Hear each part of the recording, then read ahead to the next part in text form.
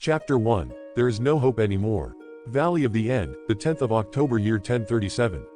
The two exhausted ninja looked at each other contemplating their next moves. The two lifelong rivals were fighting out for one last time to settle all scores, and both knew their next move would be the deciding one. The raven-haired ninja eyed the blonde getting up on his feet to face him again. Even after getting beaten into a pulp, the so-called number one unpredictable knucklehead ninja refused to give up and had pushed the last Uchiha to his very limits. His stubbornness annoyed the out of the so-called Avenger and Revolutionary, and it was not that the blonde was the only one beaten into a pulp. He had beaten Sasuke into a pulp as well, and even after the last Uchiha was able to steal his remaining chakra, somehow it seemed he still packed a punch. Again, Sasuke yelled. "Why don't you just give up and let me finish you off for good?" He questioned the blonde who had just punched him so strongly that he had been thrown high up into the statue of Madara Uchiha, or whatever remained of it. Naruto smiled. It was one of his real smiles. "Because you are my friend," replied the Jinchuriki of Kurama. Sasuke had it. He poured all his remaining chakra into one last attack, hoping to finish the annoying blonde for good. Lightning engulfed his hand along with black flames, and he prepared to jump down. "Be careful, he intends to finish you off with one last attack," warned Kurama, the greatest Biju from inside Naruto's mind. In front of him stood his trusted Jinchuriki, calm and collected unlike his loud and boisterous self. He didn't reply a word. "I will give you the last of the chakra I have, and then I will go into a slumber for some time. Don't use your chakra till the last moment." And the great nine-tailed fox was suddenly silenced by the raised fist from his favorite blonde. He had a swollen blue eye. His jumpsuit had been torn into shreds, leaving a rather messed up mesh shirt covering his skin. The blonde flashed one of his real smiles at his trusted companion. Wordlessly, Kurama bumped his paw with his partner and transferred the last of the chakra he had accumulated. The blonde started walking away from the mindscape to prepare his final attack. The fox looked at him one last time before dozing off and smirked, already sure that this boy would soon change the world. Sasuke jumped down, his hand engulfed with lightning along with the black flames of Amaterasu, his target set at Naruto's heart. Naruto jumped up with all his might towards Sasuke with a look of determination. The situation couldn't have been more ironic. The usually calm, collected and patient Sasuke was screaming impatiently for Naruto's blood, whereas the usually loud and boisterous Naruto was calm, determined and collected. Naruto, following Kurama's advice, held on patiently till the last moment and started accumulating and rotating all his remaining chakra on his right hand. He usually had to rely on a shadow clone to make a Rasengan, however he had been able to do it single-handedly since quite some time without even realizing. However, at this moment he realized he was able to make the swirling sphere of chakra without assistance, even in his base form without Sage Mode or Kurama's chakra. He also felt as if hands of all his precious people were waving over the sphere as if lending him their power. Finally, Naruto yelled as soon as the Rasengan was completed and brought his palm forward, aimed straight for Sasuke's attack. The two lifelong rivals met head-on mid-air, and their attacks collided with full force and started fighting for domination as both ninja tried to push forward with all their might. Chakra of both the attacks combined and exploded, engulfing the whole area in a huge and very bright explosion, and then for Naruto and Sasuke, everything went dark. A day later, Sasuke was able to see through Naruto's memories and his feelings and finally realized how much pain he has caused his rival-turned-brother figure in his quest for power, revenge and revolution. Naruto had admitted last night, when both of them had briefly regained consciousness, that he felt the pain when he saw Sasuke suffering all alone. The blonde had claimed that he was nervous that the genius Uchiha would accept him as a friend, so he proclaimed himself as his lifelong rival. Sasuke finally admitted that he also felt Naruto's pain when he saw the latter suffering alone. The blonde, even after all his suffering, forged his path ahead, inspiring others around him, and that Naruto, despite all his failings, continued to walk ahead of him just like his late elder brother used to. Finally, morning came and Naruto and Sasuke were awoken from their slumber. "Is it really heaven this time?" Naruto asked in a low and pained voice. "We are still alive, we just dozed off. Looks like we failed to die again," commented Sasuke, obviously in a lot of pain. Neither could move their body an inch, and both realized that they were rapidly losing strength. "My body won't move an inch. I was really hoping to punch you hard and beat the sense into you," the blonde replied. Sasuke started to chuckle, confusing the out of the blonde. "What is it?" Naruto asked, irritated. "We're messed up like this and you still want to fight?" Sasuke asked, chuckling. The pain was still evident in his voice. "All right, I admit it, I've lost," Sasuke declared with a satisfied smile. "What?" Naruto exclaimed. "It's not about winning or losing, it's about beating sense into a friend. The real fight comes after that," Naruto ranted. The blonde might have continued his rant but Sasuke cut him off. Naruto. What? I just acknowledged you. Quote ellipsis quote. If I die right here, the cycle of hatred would end. That would be a revolution as well. Hey, I should put an end to myself here. You can then implant my Rinnegan in Kakashi and dispel the infinite Tsukuyomi. Sasuke, if you really are prepared to die, you should help me bring peace in the world when I become Hokage, Naruto commented. Although I don't really think I'll last that long, he thought to himself. Do you really want that, Naruto? The last Uchiha asked. Of course I will be glad to have you as my right-hand man when I become Hokage. Suddenly Sasuke started coughing and his pain became unbearable, his eyelids started becoming heavier and his vision began to blur. Naruto, I don't think I can last any longer, I am sorry. What are you saying, Tem? Don't you dare die on me, Naruto yelled with all his remaining strength. I have really failed you as a friend and brother, Naruto, and I can't even live anymore to fix it up. Dobi, Sasuke said and coughed again. My vision is fading and I can sense that I have lost almost all my chakra. I can't go on, Naruto, I am sorry. The Uchiha apologized again. Tem, don't you dare, Naruto whispered, too weak to yell now. I don't even have the chakra to dispel the infinite Tsukuyomi, Sasuke said as his breathing became more and more difficult and longer. The only thing I can do with my remaining chakra is to free the Biju. Saying this, Sasuke focused all his remaining chakra, Chibaku Tensai, release, he whispered the words out. Naruto could hear a rumble at a distance. Naruto, there's one last thing I will tell you as a brother. What is it, Sasuke? The blonde asked, too weak to express any emotions. When you free them all, give Hinata Hyuga a chance. That girl has really loved you for as long as I can remember. Naruto only sighed in response. I promise, Sasuke, if I get out of this I will become hers. I promise, the Jinchuriki whispered. If not in this life, then definitely in the next. Naruto thought to himself. Naruto, please tell Sakura and Kakashi-sensei that I was sorry. Naruto closed his eyes and some tears fell. In the end I failed you, Ni-san, Sasuke whispered, now too weak to keep his eyes open. Sorry for everything, brother, Sasuke whispered to Naruto for one last time and fell silent. Seconds later his breathing stopped. Sasuke, Naruto whispered and didn't get a reply. It's Sasuke, it was too soon for you, Tem, I really failed. Naruto sighed again and closed his eyes.